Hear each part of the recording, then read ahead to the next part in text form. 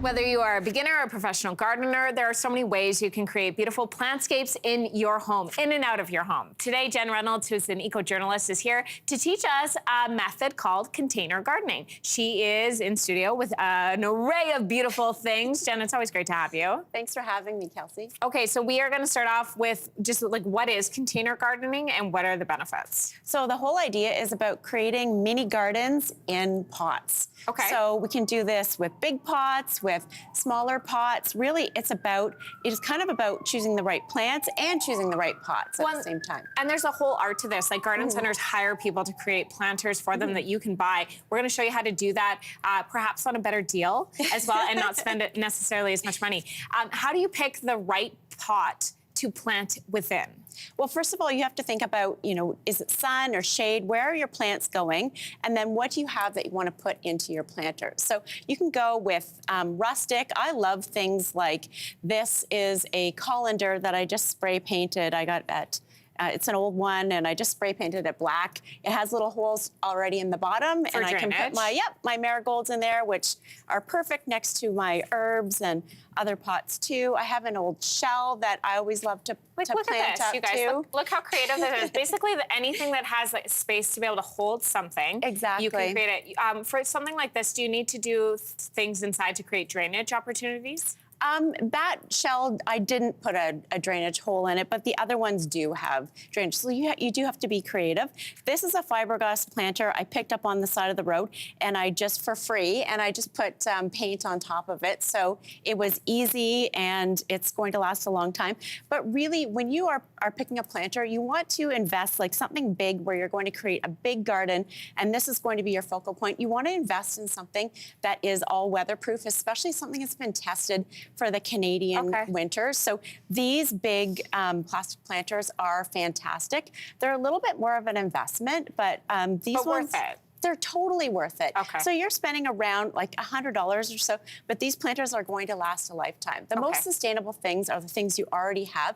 If not, choose something that is going to last for a long time so you don't have to replace it. Okay, so let's start with this first one that you have over here. I love it. Like when I think planters, I think plants, and you're like, no, we're gonna do a tree. Yep. We're gonna do a tree. So I have a Japanese maple in the middle. I have a cedar tree. I have a coral bells, and my favorite, these dragon wing begonias. So they're going to just spread out. So what you wanna do is just kind of think about the spacing for something like this. Go a little bit more unexpected and go for texture. So in the front of this planter, we have this gorgeous Lismachia here. It's so pretty. Yes, the creeping Jenny, and just all the textures. I mean, there's not tons of flowers, but this is huge, and it's going to look fantastic. I also love, too, that you use fruits and veggies within your planters as well. A lot of people live in condos or they just have a deck or whatever, and you can create things that you can also harvest throughout the season. So I have mini patio tomatoes in this planter. I have some lettuce. There's some lemon thyme.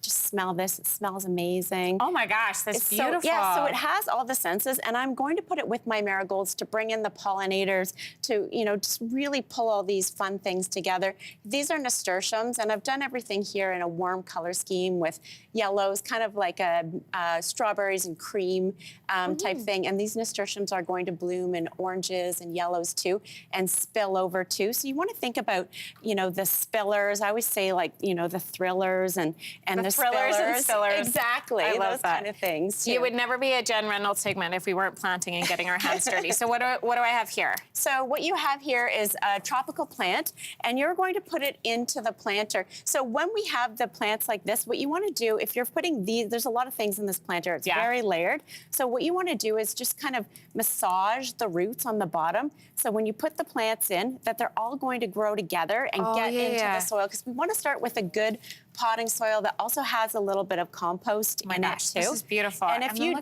turn it towards the camera. Look, you guys, look at how good I did. Pretty? Like, look at all the layers. And so we have, perennials, scabiosa. We have a hydrangea in here. We have a clematis. We even have a cotoneaster here, which is an evergreen that's going to spill down too. So just all these layers. Let's just try something different this weekend, right? Be bold, Jen. Exactly. Thanks so much for coming in. Great job, Kelsey. You nailed it. Thank you. I did. I really want to take this home. I'm just going to hug it over here.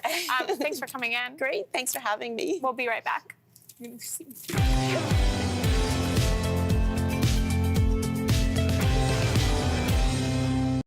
Hey, thanks for watching. If you liked this, be sure to subscribe here, or you can check out more Your Morning videos right here.